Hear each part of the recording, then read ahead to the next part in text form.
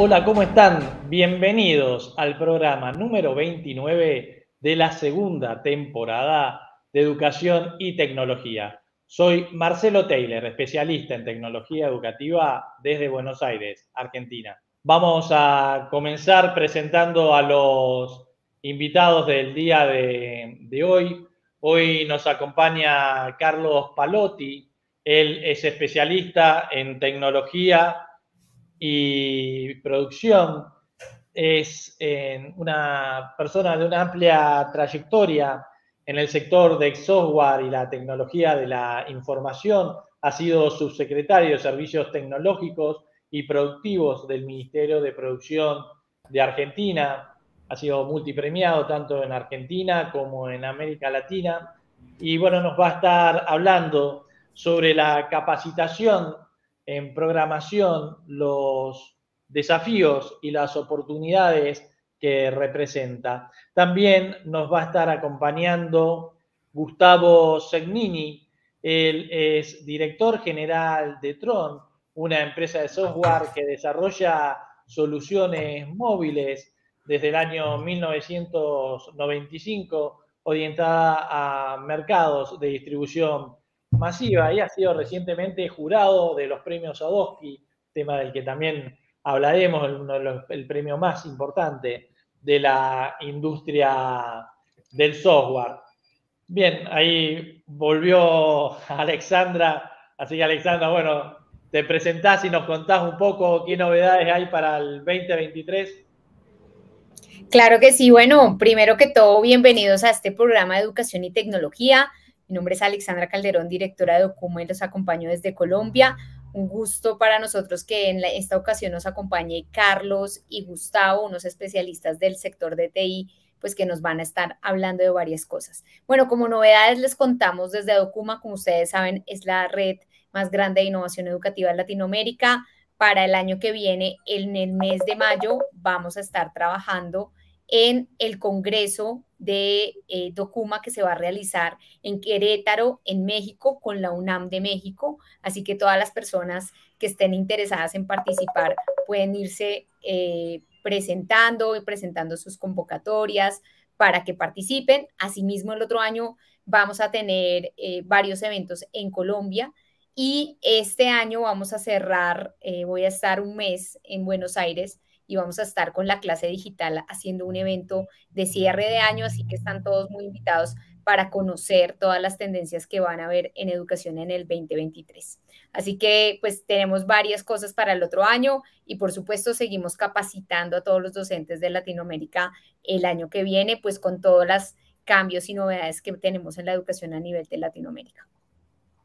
Bien, perfecto. Bueno, antes de dar paso a nuestros invitados, como hacemos en todos los programas, vamos a contestar las consultas de nuestros seguidores. En el programa anterior hablamos de cámaras documentales, de microscopios digitales, cámaras USB y todo lo que tiene que ver con laboratorios digitales y maneras de chupar elementos externos para traerlos a nuestra pantalla táctil o pizarra digital, ¿no es cierto?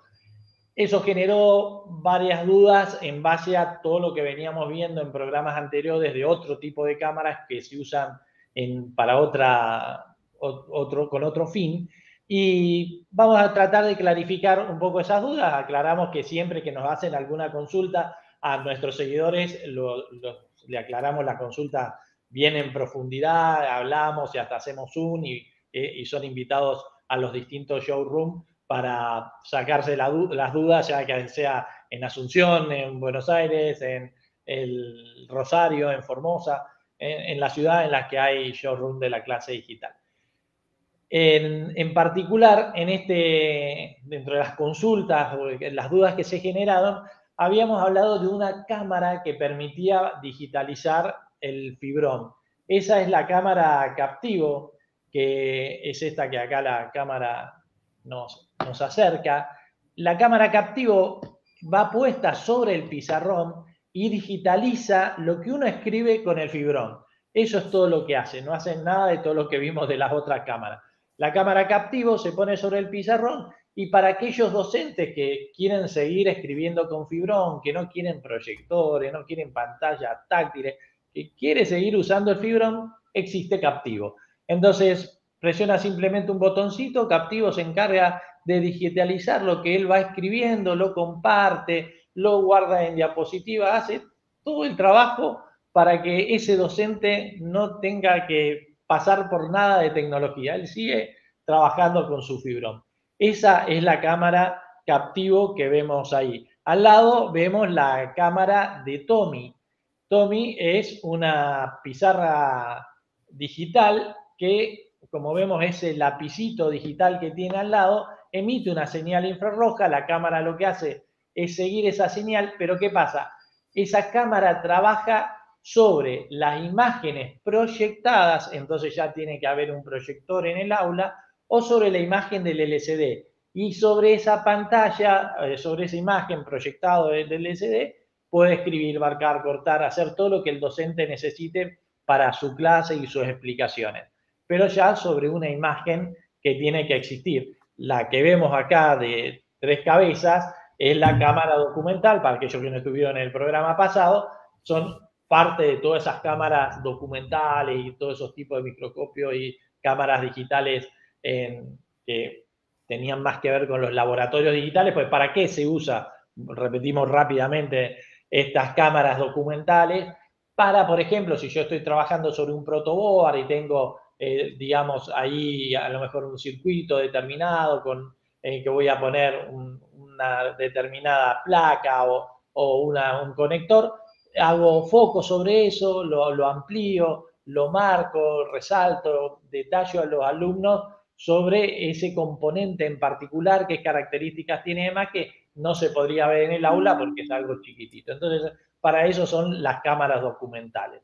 Y los que preguntaban sobre las cámaras que uno utiliza habitualmente para hacer una videocolaboración, recordemos que son 3 segmentos que tienen las cámaras, ¿no? La webcam, que para cuando uno va a trabajar solo, usa los webcam, cuando uno está haciendo una presentación de forma unipersonal.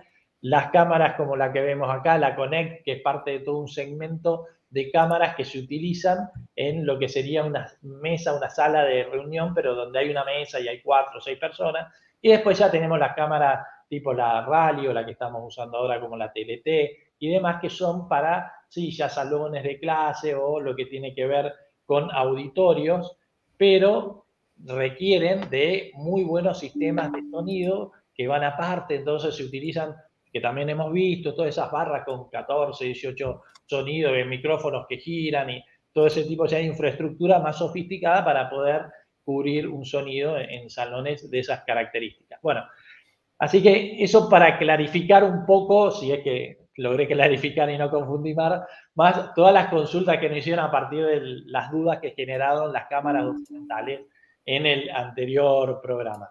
Pero bueno, como decimos siempre, la idea es simplemente ahora mencionar por alguna duda que quedó, aquel que tiene una inquietud, se conecta con nosotros, puede visitar el showroom y le contestamos de por sí si está en otro lugar, podemos hacer un Zoom y comentar en profundidad estos temas.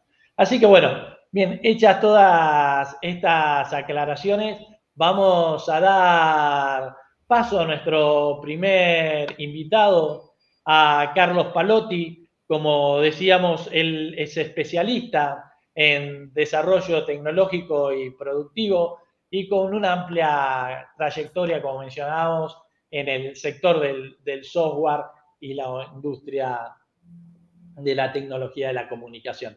Así que bienvenido, Carlos, para que nos comentes. Vamos a empezar hablando, pero vamos seguramente a llevar un poco más allá el tema sobre la capacitación en programación, desafíos y oportunidades. Lo que seguimos tus posteos, vemos que tenés un montonazo de anécdotas muy interesantes para contar cuánto transforman y cuántas oportunidades se abren siguiendo estas capacitaciones en programación, más allá de los tradicionales programas como el 111.000 al que diste vida. Así que bueno, bienvenido y te escuchamos. La clase digital, un puente entre la educación y la tecnología. Desarrollo, comercialización e implementación de soluciones tecnoeducativas. Pizarras digitales, laboratorios digitales, robótica, pantallas interactivas, software, plataformas, bibliotecas y todo lo necesario para la transformación de la educación. La clase digital Argentina-Paraguay. Bueno, gracias Marcelo, un placer estar acá con amigos como Gustavo, y que nos han estado y que seguramente podremos conversar en algún momento. Primero pongamos un poquito en contexto este tema de las capacitaciones. El mundo moderno está necesitando más gente cada vez que más gente con habilidades digitales y sobre todo habilidades que son básicamente cognitivas, donde la lógica de programación es la más importante de todas. Entonces, como el mundo está necesitando para un proceso de transformación digital una cantidad de gente que esté con estas especialidades, con estos skills, con estas habilidades, ha ido encontrando distintas formas de tratar de ver cómo se capacita al ser humano en estas habilidades. Bien sabemos que venimos de una cultura básicamente basada en el siglo XX, muy industrialista, donde en realidad la revolución industrial conllevó la creación de escuelas primarias, secundarias, universidades, en algunos casos públicas, en otros privadas, pero con un modelo que básicamente tenía la idea de enseñar a leer y escribir, poder hacer unas operaciones matemáticas y por supuesto que a medida que iba avanzando en la escala educativa, iba tratando de profundizar. En particular, en el caso de las carreras informáticas, en algunas habilidades como el desarrollo de sistemas, implementaciones, arquitectura, etcétera, etcétera, etcétera, a través de carreras de ingeniería, licenciaturas o carreras básicamente de grado en la universidad.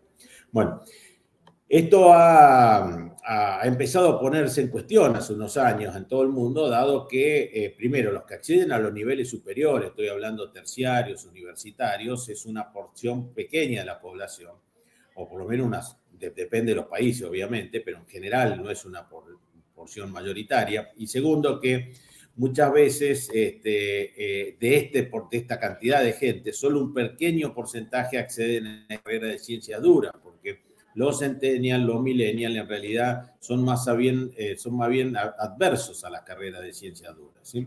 Entonces, hubo que encontrar distintos nuevos modelos, sobre todo porque la masividad del empleo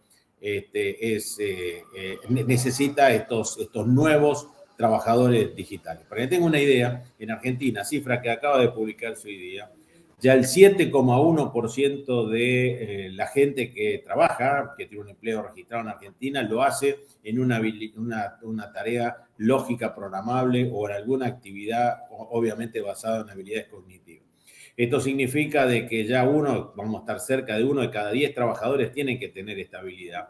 Y entonces hace falta que capacitemos muchísima gente. En un país que tiene algo así como unos 18 millones de personas en la población económicamente activa, eso significaría que 1.800.000 tienen que tener esta habilidad, el número que estamos lejos todavía de poder cubrir. Entonces, en este sentido, todo el mundo empezó a encontrar distintos modelos.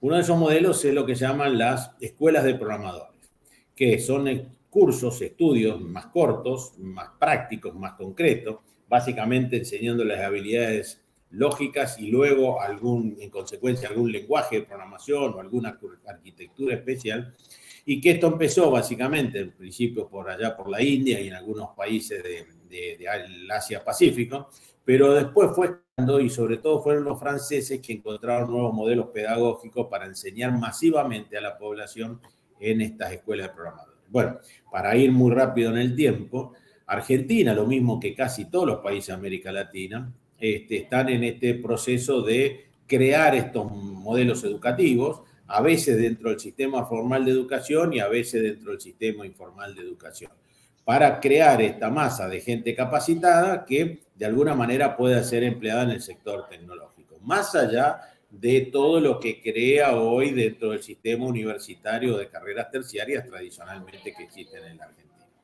Y para terminar esto ha llevado que con distintas experiencias se han ido haciendo experiencias en distintos países, en distintas regiones. Sabemos que en Colombia, ya que tenemos lindas participantes, digamos, tienen experiencia en México, obviamente en Estados Unidos, en los países europeos, en Brasil, en Argentina, en Chile. Están experimentándose distintos modelos educativos de estas escuelas de programación, que es un mix entre conocimientos técnicos y habilidades blandas que permitan crear estas personas. En Argentina esto ofrece oportunidades de desafío.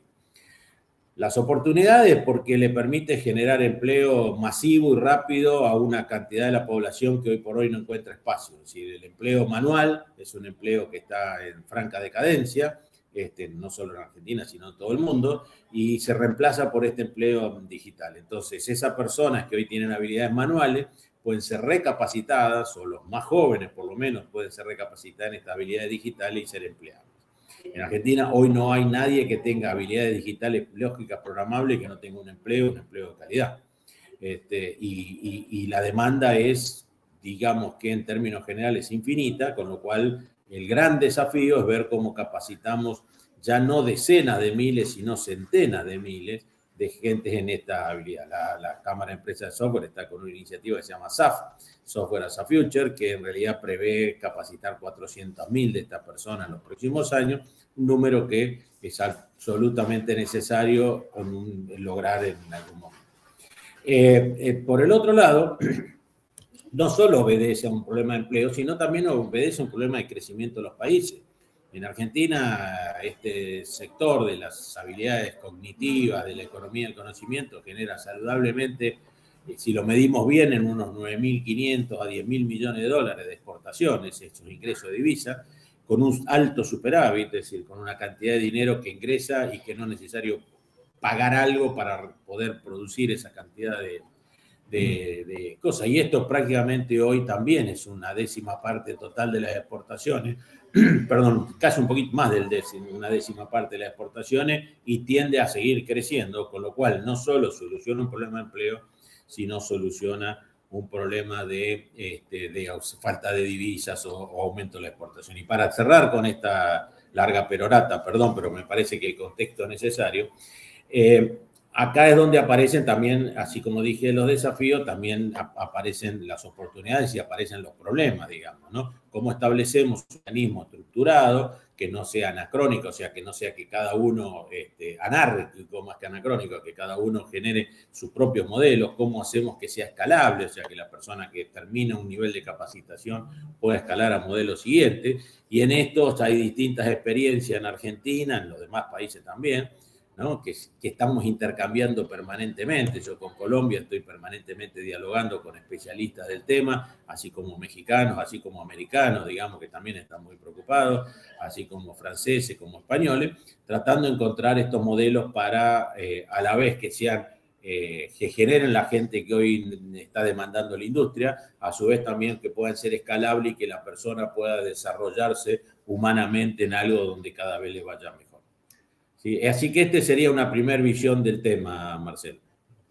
Bien, Carlos, o sea, bueno, vos, como decía, contabas, siempre posteás así casos donde le cambió la vida seguir alguno de estos cursos a alguna persona que consiguió un trabajo, como decíamos, de calidad por haber hecho alguno de estos cursos. Hoy vos nombrabas el proyecto SAF dentro de la CESI, está el Argentina Programa, Argecon tiene su propio curso también, ¿no? Tengo entendido, para formar estos talentos digitales. Para quienes nos están escuchando, ¿cuál sería el mejor camino o el lugar más propicio para empezar a capacitarse en alguno de estos lugares? Que la diferencia, digamos, contra otros de las grandes ofertas es que todos estos son lugares donde se pueden capacitar gratuitamente y en caso del gobierno hasta recibir una ayuda monetaria, ¿no es cierto? Bueno, eso es lo que te decía, que hay distintas ofertas y distintas oportunidades. Hoy, por suerte, como bien vos comentaste, hay un programa nacional que se llama Argentina Programa, del Ministerio de Economía. Hay otro segundo programa también nacional que se llama el TTEC del Ministerio de Trabajo, que tiene prácticamente características similares, solo que ese se hace por regiones y el otro en realidad es en todo el país. Hay iniciativas de los gobiernos federales, como el gobierno de la Ciudad de Buenos Aires, que tiene el codo a codo, el gobierno de la provincia de Córdoba, de Mendoza, al cual me toca más de cerca, el Mendoza Tech, el San Luis, Programadores 4.0, el Chaco, Corrientes, hay muchísimas, y me voy a estar olvidando y seguramente algunos me van a matar, pero en realidad hay muchos cursos. También como hay cursos privados, estos que yo mencioné son cursos públicos, que en general son gratuitos. También hay cursos privados con entidades educativas de muy buen nivel, algunas han ido mejorando con los años, así que tenemos una buena oferta de cursos privados también, que también se pueden realizar.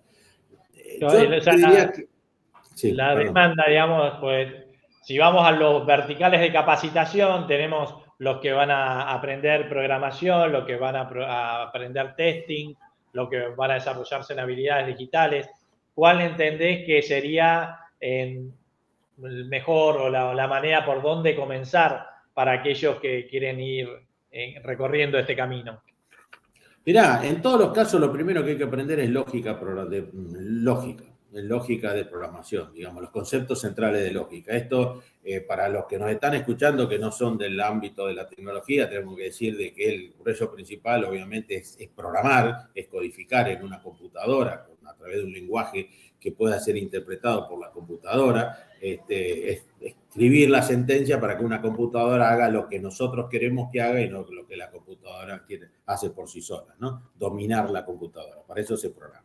Ahora, también en el medio hace falta otras habilidades digitales, como gente que pueda saber testing, es decir, testear lo que los otros hacen, o hacer el control de calidad, gente que pueda hacer todo lo que tiene que ver con marketing digital, habilidades digitales, todo lo que tiene que ver con telecomunicaciones, con ciberseguridad. O sea, hay un abanico de cursos y de habilidades que se pueden tener. Lo cierto es que todo se resume en un primer paso, que es aprender lógica.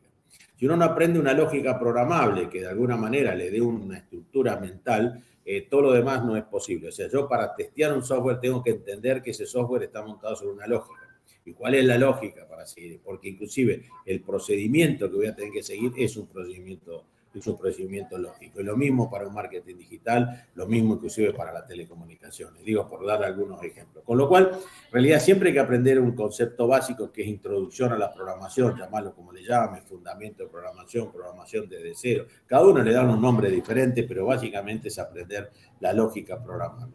Y de ahí en más empezar a profundizar. Ahora, la ventaja que tiene este sector y en estas capacitaciones es que si bien uno estaría capacitando a una persona en habilidades básicas de programación, en realidad como es una actividad que permite mucho ser autodidacta o ir aprendiendo distintas habilidades, como decimos, distintas competencias, distintas carapelas, digamos, ¿no? Que se pueden poner a lo largo del tiempo. Una persona puede llegar habiendo hecho varios de estos cursos, hasta puede llegar a operar, digamos, como un enfermero que no está limitado por una regulación.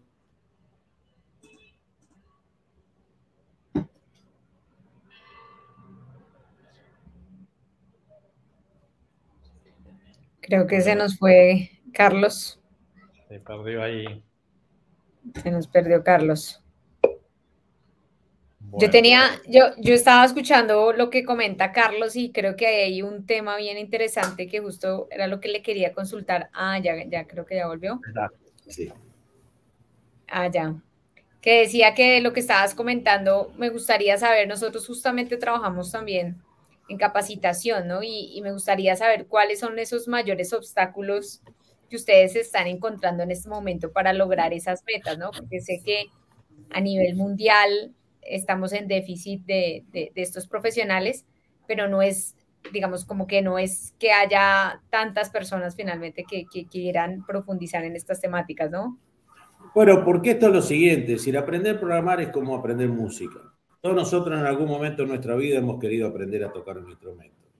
Más de uno nosotros a nuestros hijos le hemos comprado una guitarra, un piano, un órgano, una batería, una caja acústica y después no sabemos qué hacer porque nuestro hijo abandonó a las pocas semanas el estudio. Bueno, la programación tiene mucho de pasión. El que se apasiona y el que no se apasiona. Así, ¿la programación es para todos? Sería la pregunta. No, la programación no es para todos. Hay alguna gente que tiene digamos, más apego por conceptos de lógica, y hay personas que no, que tienen otras vivencias que son mejores seguramente, o distintas, digamos, ¿no? Más ligadas a lo conceptual, a lo cultural, a lo espiritual, no sé, otras habilidades. En particular, la programación es para algunos. Lo único que sucede y este es un fenómeno que estamos viendo en Argentina, que no es el único país, es que es lo masivo. Porque en un momento dado podíamos hablar de que había una gran demanda por parte del mercado, o sea, de las empresas, en que haya gente capacitada. Y esto todavía se ve, las empresas dicen necesitamos más gente. Lo que está aconteciendo en los últimos años es que hay mucha gente que se quiere anotar para capacitarse en esto. Entonces, abrimos una capacitación. De hecho, por ejemplo, el gobierno nacional abrió Argentina Programa, la versión anterior. Hoy precisamente están inscribiendo. Para tener una idea, mire, ayer la abrió la página de la nueva capacitación de Argentina Programa y la página colapsó. Creo que colapsó a los 250.000 inscriptos en solo un día, en pocas horas. Y lo más probable es que ese número llegue a muy alto porque la vez anterior la inscripción fueron 700.000 personas. Ahora, las 700.000 personas, ¿todas van a salir capacitadas en programación? No, porque en realidad hay mucha gente que se anota para saber de qué se trata esto, va seguramente a estar unos días, va a mirar un poco, y cuando se dé cuenta que él no tiene habilidad o no absorbe esa pasión, no compra esa pasión, probablemente lo deje. Ahora, tenemos un fenómeno nuevo, la gente quiere estudiar esto.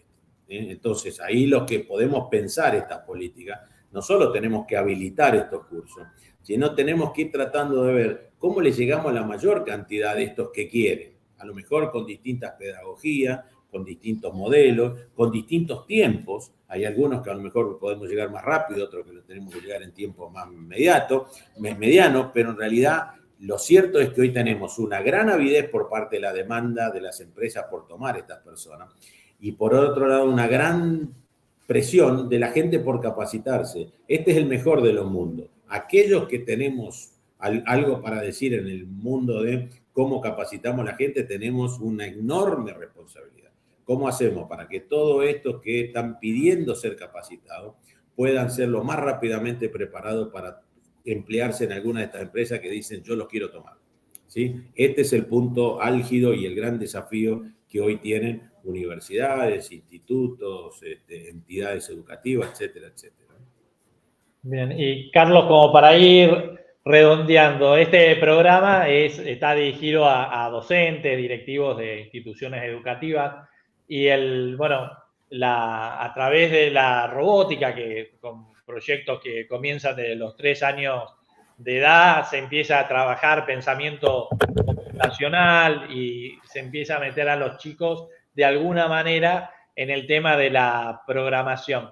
Porque también, digamos, hay que tener en cuenta que, bueno, en todo esto, cuando vemos los exámenes que se hacen o las evaluaciones que se hacen a nivel nacional, que en matemáticas, si estamos muy flojos con la formación de los alumnos, tampoco van a tener muy buen futuro en el tema de programación en niveles ya más interesantes. Pero, ¿cuál sería tu consejo para los docentes?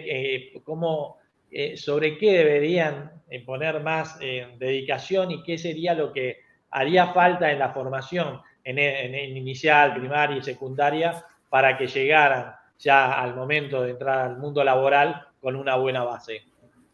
Mirá, todos los docentes que nos están escuchando, los directivos de escuelas que nos están escuchando, la verdad que tenemos que decirles que estén en el nivel que estén, digamos, tienen que enseñarles la materia, la carrera o lo que sea que están estudiando, pero a su vez le tienen que enseñar estas cosas. Le tienen que enseñar sobre el mundo digital, le tienen que enseñar a la lógica programable, o sea, los conceptos básicos. Esto hay que enseñarle a todo el mundo. Como yo digo, estudie lo que quiera estudiar, pero aparte estudie programación. Es como estudiar un idioma. Estudie lo que quiera, sea médico, abogado ¿cómo se llama? O tenga una ferretería, pero estudie un lenguaje, bueno, un idioma. Bueno, en digo, haga lo que quiera, estudie lo que más le guste, pero estudie programación, porque en cualquiera de estas actividades de la vida va a empezar a necesitar cada vez más esto. Porque estudiar programación, o por lo menos estudiar lógica programable, en la profundidad que pueda, algunos van a hacer menos, otros van a hacer más, es la llave para dejar de convertirse en un consumidor de tecnología para ser un prosumidor, un generador de tecnología, un generador de contenido. Es decir, nosotros vemos películas de Netflix, compramos los partidos de las selecciones ahora con el Mundial. Eso alguien lo produce y nosotros lo vemos, solo somos consumidores de todo eso.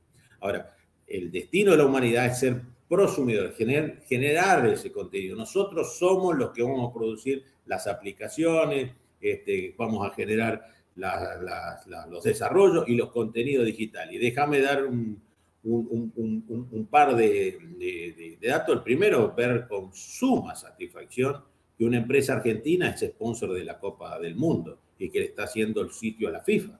Nada menos, estoy hablando a nivel del mundo, como es global, ¿no? Esto nos produce una profunda satisfacción desde Argentina, que una empresa argentina no solo sea sponsor, sino sea el sponsor tecnológico de una copa, no la copa, sino de toda una asociación tan importante como la FIFA. Y el último comentario es, te voy a dar un ejemplo, porque siempre me parece claro cuando contamos historias, digamos, ¿no? La semana pasada tuve la ocasión de entregar los certificados finales de una tecnicatura a la cual dirijo y que me honra que esté yo participando. Bueno, en un momento dado se arrimó una señora de unos 50 años, Andrea, no voy a dar el apellido porque no le he pedido a ella mencionarla, digamos, ¿no? Pero Andrea se arrimó para contarme que finalmente había terminado su carrera, en este caso una tecnicatura de 2 años y medio, y que estaba sumamente feliz por haberla terminado. Una persona realmente de condición muy humilde que había transitado todo el trayecto educativo con un subsidio del gobierno porque era desempleada. ¿Sí? Entonces me contó que durante varios años, inclusive le costó durante la carrera, no la hizo en 2 años y medio, que era el tiempo lógico, sino la hizo como en 5, pero que le costó, pero que realmente se sentía satisfecha por haber terminado. Y me contó que en realidad desde el año pasado está trabajando en una empresa informática en la provincia de San Luis, ¿no? Muy bien, y está, no solo eso, sino que está en el área de capacitación de esa empresa. Pero me contó algo más todavía. Dice, Carlos, te voy a dar una sorpresa. Sí, ¿cuál es? Dice, me llamaron de la Universidad de Buenos Aires para que en marzo empiece a ser profesor. Una persona que hace 4 años, 5, mejor dicho, antes, hace un año, estaba viviendo de un plan de empleo, o sea, un plan de desempleo del gobierno argentino que le pagaba todos los meses un sueldito para que pueda subsistir. Bueno, ahora no solo que no subsiste, sino que ella es generadora de la economía que ayuda a que con sus impuestos paguen a todos estos planes para otros, digamos, ¿no? Así que estos son los casos que cuentan cuál es la realidad del siglo XXI. Olvidémonos de los empleos del siglo XX. Estamos en el siglo XXI y estos empleos son los empleos del siglo XXI. Sí, no, como decía, son súper interesantes los posteos. Tendrías que hacer un canal donde subir todas esas anécdotas que son sumamente gráficas y representan perfectamente lo que estamos hablando. Para terminar, te hago una última consulta, Carlos. Estamos viendo que estamos diciendo que la demanda, ¿no?, de talentos digitales, pero a su vez, hace muy poquito vimos un despido masivo por parte de Meta, por parte de distintas empresas. ¿Cómo crees que eso va a jugar en todo el mercado de la demanda de talentos digitales? Eso obedece a un tema financiero, de ellos tener que recortar costos y qué sé yo. Esto no cambia el empleo ni el crecimiento del empleo absolutamente para nada. Primero los números que son 3.000, 11.000, en un mercado americano que hoy tiene, escuchen bien, el mercado americano hoy tiene 36 millones de empleos en este sector, ¿no es cierto? Esos 36 millones que cambien 11, 12, 15, es natural. Las empresas en el mercado americano cambian muy fácilmente. Las reglas laborales son diferentes en ese país. Se puede sacar una persona casi sin costo de parte de las empresas y esas empresas se incorporan luego con un seguro, con un seguro de empleo que tiene una agencia y agencias federales de empleo y le generan empleo. Esas personas se recontraemplean al día siguiente, no generan nada. En realidad es más ruido con respecto al valor de las acciones de las empresas que en sí mismo al efecto sobre el empleo. No, eso no cambia en cero, al revés, digamos, genera más masa crítica para que las otras empresas se lo tomen, digamos, sin ninguna duda. Perfecto, bueno, muchísimas gracias, Carlos, y vamos a dar paso a nuestro segundo invitado. Hablamos sobre el final de las empresas, de las pymes de software, y bueno, Carlos Gustavo Segnini, que decíamos director general en Tron, empresa de software argentina, de la ciudad de Rafaela, desde donde salimos a través del canal somos Rafaela y donde en distintos programas hemos contado que esta ciudad es una ciudad ejemplo en la Argentina por el empuje y todo lo que tiene que ver con el emprendedurismo. Hemos escuchado a distintos referentes de esa ciudad contarnos todo lo que va pasando y cómo es el ecosistema, cómo esa ciudad se quiere transformar en una ciudad digital donde llegan de otros lugares también a estudiar ahí, como escuchamos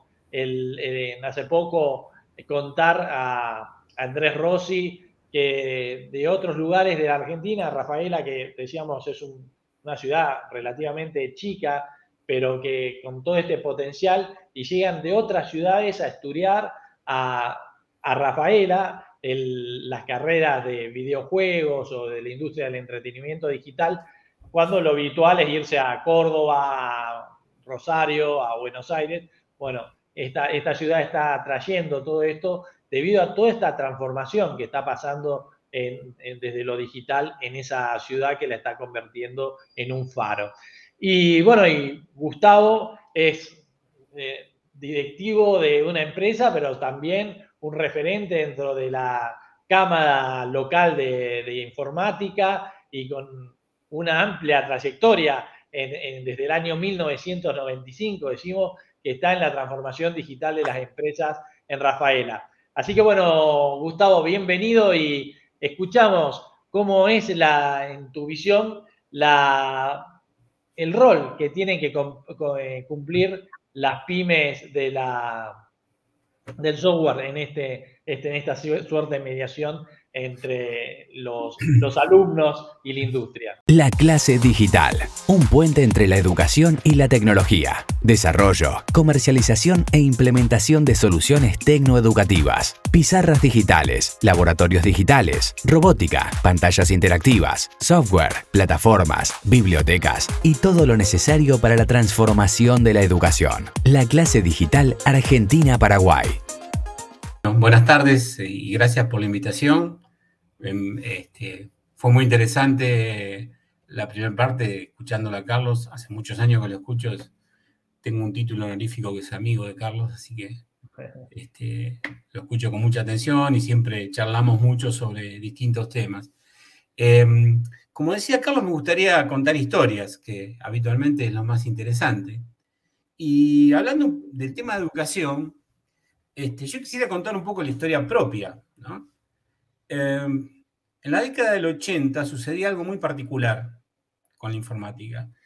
La mayoría de los centros de cómputos eran donde están los mainframes, empezaron a aparecer las computadoras personales. Yo trabajaba en una empresa multinacional, tenía 20 y pico de años, muy joven. Y un día aparece una caja grande con el logo de IBM y es una PC. Y la dejan en un escritorio, la enchufan y la prenden. Yo, mira, la mandaron, dice, tiene esto es software y fíjense qué pueden hacer. Así, ¿eh? Por supuesto, la gente de sistemas estaba en otro lugar, yo estaba en el departamento de ingeniería, especialmente en la parte de ingeniería industrial, estaba estudiando arquitectura. Y la mayoría de la gente que se empezó a ocupar de las PCs eran profesionales o estudiantes avanzados de otras carreras. De hecho, en algún momento creo que en España, la mayoría de esta gente dejaba sus carreras para abocarse a ver cómo resolvía la problemática propia de su profesión con una computadora personal, ¿sí? No sé, alguna gente hacía software de mantenimiento industrial, creo que Carlos se abocaba a eso, otros que eran contadores se abocaban a lo que eran sistemas de gestión administrativo contables, y mucha de esta gente dejó sus carreras. Entonces, en España creo que por un corto tiempo habían validado para que tengan un título universitario como Ingeniería del Conocimiento. Esto estoy hablando de la década del 80, ¿no?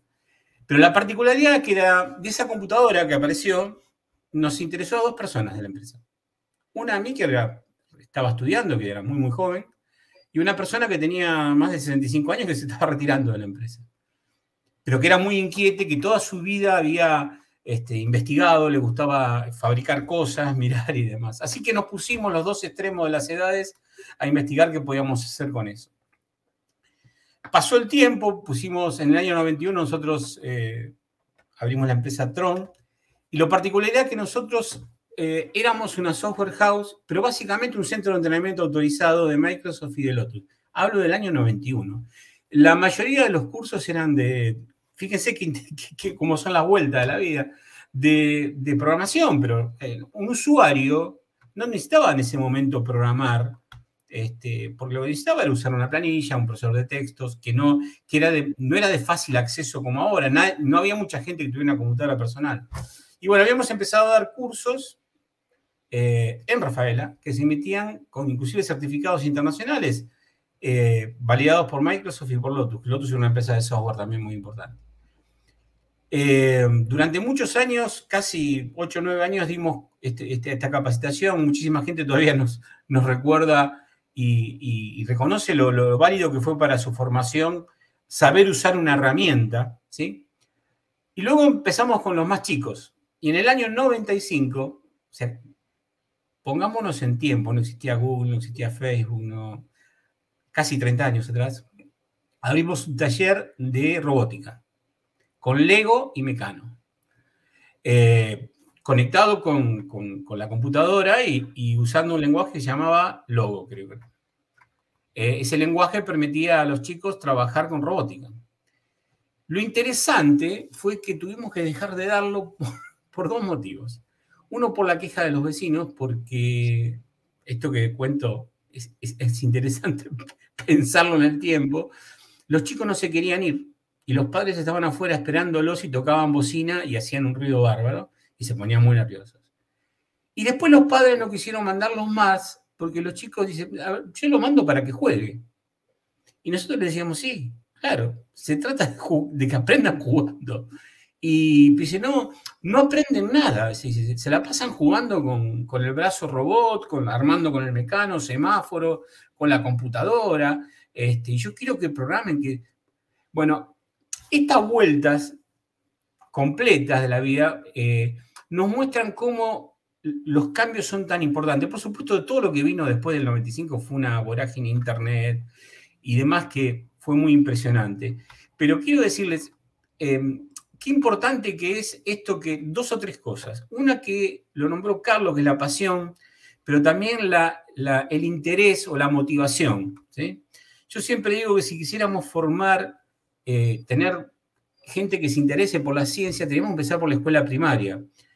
Hace mucho tiempo en las escuelas primarias se enseñaba hobbies, armar un avión de madera balsa, hacerlo volar, o sea, generar la creatividad y el conocimiento, generar creatividad en los alumnos. Y esto, la mayoría de las cosas, cuando uno mira la historia de los emprendedores de tecnología, son gente que cuando eran chicos en general le gustaba hacer estas cosas, armar un carrito con rodamientos,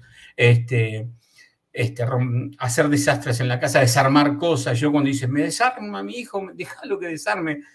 Digo, el que desarma tiene futuro, el niño que desarma quiere investigar, quiere saber por qué eso funciona así. Tratá de que no te rompa toda la casa, eso sí. Pero muchas veces nosotros a esta creatividad le ponemos un techo con una cantidad de formación, yo diría, tradicional. Y yo creo que se trata de esto. Hoy tenemos que pensar un poco de vuelta esto. Yo lo veo en las empresas, donde siento una gran responsabilidad, porque muchas de las micropymes recibimos a los primeros egresados, ¿sí? Que hacen su primera experiencia. Y yo personalmente siento una inmensa responsabilidad con esos chicos que vienen, porque creo que tienen que aprender y conocer muchas cosas de la realidad que en el marco de una empresa son diferentes a la universidad, y está bien que así sea, ¿no? Y darles la posibilidad también que investiguen. Yo a veces me decían, no, pero no le puedes dar esto a alguien que está haciendo una pasantía y que recién empieza. Y digo, ¿por qué? Y dice, porque esto requiere que investigue, que pruebe. Dejalo que te pida, por favor, que no sabe qué hacer. Y tenemos casos de algunas personas que trabajan en nuestra empresa de muchísimos años, que fueron pasantes, y empezaron haciendo eso. Y cuando investigan y uno le da la posibilidad, le da, digamos, la alternativa de que él pueda crear, y crear a pesar de que se equivoque y demás, acompañarlo, por supuesto, en esa etapa, es muy importante porque genera gente con altísimo valor. Hay 2 o 3 casos de nuestra empresa, gente que empezó hace muchos años, alguien que trabajó al principio de todo, está trabajando ahora en Microsoft en Estados Unidos. Hay otro chico que entró muy, muy joven a trabajar con nosotros. Creo que tenía 18 años. Estaba, creo, el 5º año inclusive. Hoy programa en una empresa que hace satélites y es profesor universitario y está muy bien reconocido como profesional. Pero toda esta gente tenía esa pasión, como decía Carlos, de investigar, de ver, de tratar de crear, de que aparecía algo nuevo e intentar entender para qué era y cómo funcionaba. Creo que ese deber de las empresas es muy importante. Creo que tenemos que tomarlo muy en serio. Por otro lado, me parece que la educación también debería generar, o sea, distintos perfiles, pero también cuando crear un perfil empresario, o sea, que aquel joven que quiere ser emprendedor y crear su propia empresa, creo que le falta mucha formación de cómo crear una empresa. Necesitamos que haya políticas públicas que lo ayuden, ¿sí? Creo que muchos países tienen la ley de startups y demás, pero también necesitamos que la academia lo forme, ¿sí? Que sepa que lo que va a hacer, una cosa es tener un emprendimiento por un hobby y otro necesita un emprendimiento del cual él tiene que vivir, ¿sí? Entonces, son cosas muy diferentes porque esa persona, y que necesitamos que genere empresas, que crean. Carlos, que hablaba de nombrar una empresa argentina, eran 4 personas, o sea, era una micropyme. Y fue creciendo hasta lo que es hoy, que son miles de personas trabajando. Creo que esa función también es de los empresarios. O sea, hay como un salto, una brecha entre la academia y la empresa, que es un puente que muchas veces cuesta transitarlo para mucha gente. Digo algo que a veces suena muy fuerte, pero creo que hay muchas actividades sobre los emprendedores, ¿sí? Pero no hay tantas actividades para que esos emprendedores se transformen en empresarios, ¿sí? Hay supervisión, hay mucho trabajo muy valioso de mucha gente, pero creo que tenemos el deber, los que tenemos una empresa, de crear el ecosistema para que esas personas que empiezan puedan insertarse, ¿sí? Generando un ambiente de negocios viable, ¿sí? Para que él pueda crecer, porque también pasa eso que muchos emprendedores al poco tiempo, cuando tienen que vivir de eso y ven que no le alcanza, dicen, bueno, me consigo un trabajo y no sufro tanto y no la paso tan mal. Entonces, creo que falta o hay un déficit de formación para aquellos que quieren ser empresarios, en que tienen que saber cómo vender lo que hacen, tienen que saber cómo administrarse, cómo crear una empresa. Hay que darle facilidades para que creen una empresa nueva y que sea una empresa formal, ¿no? Que tome gente, que tenga personas y que esas personas trabajen en un entorno también favorable. Bueno, creo que esa historia un poco resumida de lo que me pasó tiene que ver con lo que estamos hablando. Gustavo, como para ir cerrando y así le damos paso a Alexandra para que haga las reflexiones finales. Estuvimos hablando, ¿no es cierto?, de capacitación, de emprendedurismo, de la educación en los niveles de lo que sería el K2, inicial, primaria y secundaria. ¿Cómo te parece que podría la educación, o sea, en las escuelas, formar? ¿Qué consejos le daría para desarrollar esa semillita del emprendedurismo desde la etapa escolar? ¿Qué te parece que podrían hacer los docentes o qué le dirías vos a los docentes para que incentiven esa pasión por emprender? Yo creo que tiene que empezar en la escuela primaria, con talleres, si quieren, extracurriculares, donde los chicos puedan crear cosas concretas, talleres de hobby, de distintos tipos de armado, desarmado, de cosas que puedan investigar, de robótica, donde no estén, digamos, acotados por una currícula determinada que tienen que cumplir en un tiempo determinado. Un área un poco más abierta, por supuesto, cumpliendo con toda la currícula que necesita para su formación, creo que es fundamental despertar la creatividad en ese momento, porque eso en general son innovadores que luego siguen con esa función. Mucha de la gente que tiene proyectos fabulosos son en realidad sueños que tuvieron de chico o de adolescente que los quieren transformar en un software, ¿sí? Un juego o distintas cosas. Entonces me parece que también después a esas personas hay que tratar de encaminarlas para cuando es la escuela secundaria, que puedan volcarse ya a carreras que tienen más que ver o a formaciones que tienen más que ver con lo que a ellos les interesa.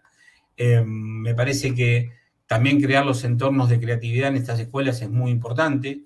En general hay mucho basarse en todo lo que es la formación tradicional, que no está mal, pero creo que también hay que repensarla en función de los nuevos tiempos. Y luego a nivel universitario, que aquí hay un deber, especialmente en los últimos años de formación, de formarlo también, no solo en lo específico que él tiene necesidad de realizar, sino también en otras cuestiones como marketing, conocimientos generales, cómo tratar con personas. Yo veo que en general las formaciones de formación técnica o tecnológica, luego le cuesta mucho interrelacionarse con otras personas, especialmente con usuarios. Yo muchas veces le digo a los programadores, nosotros, lo que ustedes hacen no es para ustedes, es para otros, que en general no programan, pero tienen necesidad que lo que van a usar sea fácil de usar y entendible, ¿sí? Entonces creo que hay todo un proceso que debe empezar desde muy chiquito hasta ese momento para generar eso. Y después tiene que haber políticas públicas que digan, bueno, ¿qué queremos formar? ¿Qué queremos formar? ¿Obreros de código de software?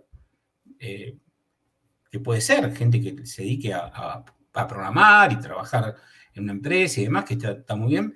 O también queremos generar lo que llaman unicornios, ¿no? Yo siempre le digo que cuando nombramos algunos software que son muy usados todos los días por nosotros, fueron fabricados en países o por muy pequeñas empresas. Está ahora la serie esta en Netflix de Spotify. Spotify fue creado en un país no tan grande, país avanzado, pero no tan grande. WhatsApp, Skype, ¿sí? Todos programas que son empresas que se vendieron por miles de millones de dólares, que nacieron en países muy pequeños y en empresas muy pequeñas.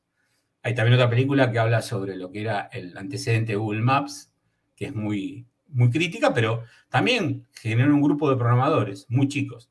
Con lo cual digo, también tenemos que pensar en cómo nosotros generamos valor y exportamos valor desde la Argentina. Creo que eso es posible, ¿sí? Bárbaro, bien. Alexandra, ¿qué reflexión final sobre lo que hemos escuchado a Carlos y a Gustavo podés hacer? Bueno, primero que todo, excelente. Creo que ha sido una conversación muy, muy amena, además con historias y creo que eso es lo más interesante de entender de dónde viene, ¿no? Y esto que nos comentaba Gustavo, creo que es muy importante y es cuál ha sido el proceso para llegar a estas reflexiones que estamos teniendo actualmente, ¿no? Como que a veces se nos olvida un poco pensar qué fue lo que pasó, cómo se ha dado esa transformación tan rápida, porque a veces nos da angustia. Yo creo que los que ahorita están buscando talento digital dicen como, uy, no hay, pero pues es que en realidad ha sido un proceso muy acelerado, ¿no? Yo, digamos, reúno de ambos varias cosas que me parecen muy interesantes. Primero, Carlos y también Gustavo con sus historias nos hacían reflexionar acerca de la didáctica, ¿no? Es decir, el cómo se enseña. Y creo que eso es fundamental porque efectivamente si esa didáctica, tanto en la estructura de la didáctica como en las concepciones mismas de los procesos de aprendizaje, no se tienen en cuenta, pues se pueden frustrar muchos de estos posibles talentos que se quieren tener, ¿no? Como decía Carlos, pues escribe muchísimos, pero ¿qué está pasando? Que en el camino tantos desertan, ¿no? Y cómo hacemos para tener una didáctica en la que cada uno, de acuerdo a su motivación, pues pueda encaminarse. Unos serán pues los más pro, pero que estas personas que también tienen interés genuino no se queden relegadas y no se, digamos, no se desmotiven rápidamente. Yo creo que en el caso del desarrollo del software y todo este ámbito tenemos ahí un desafío todavía muy grande de seguir explorando cuáles son esas mejores didácticas y como los dos pues mencionaban, eso nace de ese interés que se puede, digamos, como fortalecer desde primera infancia y que creo que en las universidades y en los colegios cada vez pues se está implementando más, pero creo que, como decían ellos, es una tarea de todos, ¿sí? Así como en algún momento la segunda lengua pues hace parte del currículo normal de cualquier colegio, creo que digamos, como que estos aprendizajes también cada vez se tienen que generalizar más, ¿no? No puede ser algo como hiper especializado, sino que tiene que ser parte de la cotidianidad de los aprendizajes.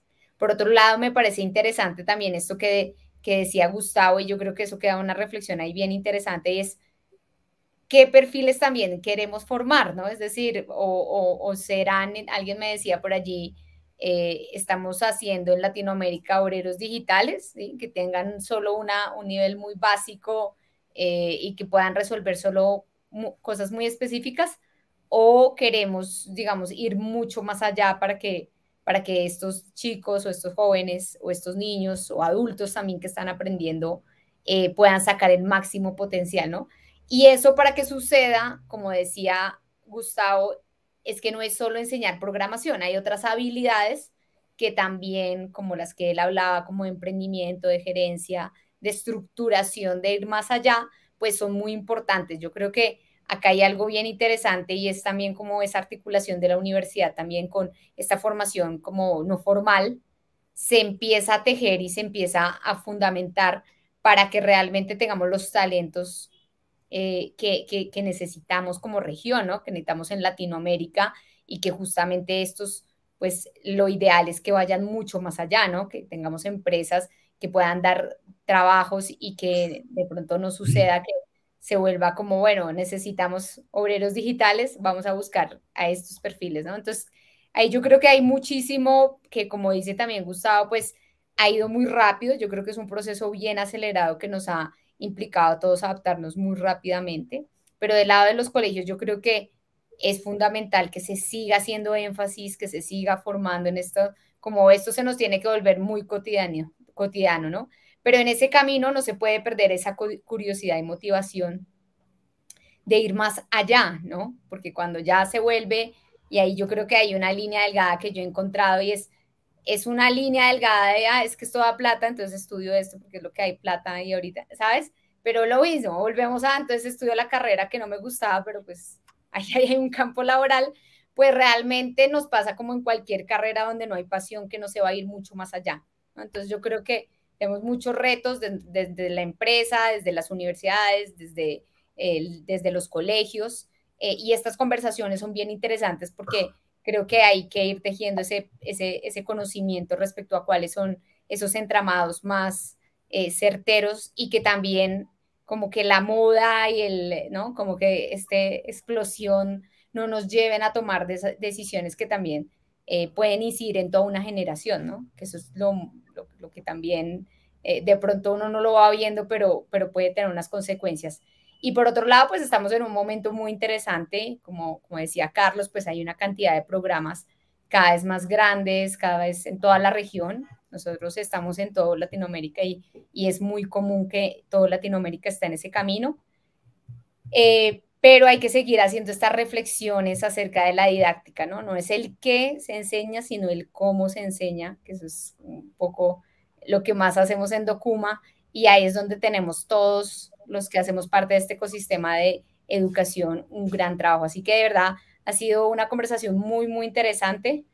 Muchas gracias, Gustavo y Carlos, por vernos acompañado en este espacio. Y bueno, espero que pronto nos veamos por Buenos Aires entonces. Bárbaro, bueno, muy bien.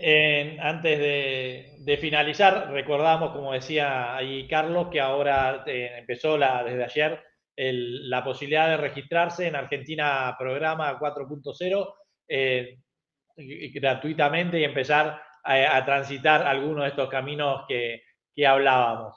Recordamos a nuestra audiencia que salimos por el canal de Documa en Colombia, por TIC TV en Paraguay, por el canal de Paola, que hoy no nos acompañó, el de clases virtuales con Paola Rodríguez, y en todos los canales de gestión educativa de la red Ready de docentes, de directivos de instituciones educativas, y pueden ver los programas emitidos en educacionytecnología.com.ar y los sábados a las 13:30 horas y domingos 12:30 horas en el canal 524 de Somos, de Flow TV, el canal de Somos Rafaela. Así que bien, bueno, agradecemos a Carlos y a Gustavo por habernos acompañado en el día de hoy y nos estamos viendo hasta la semana que viene.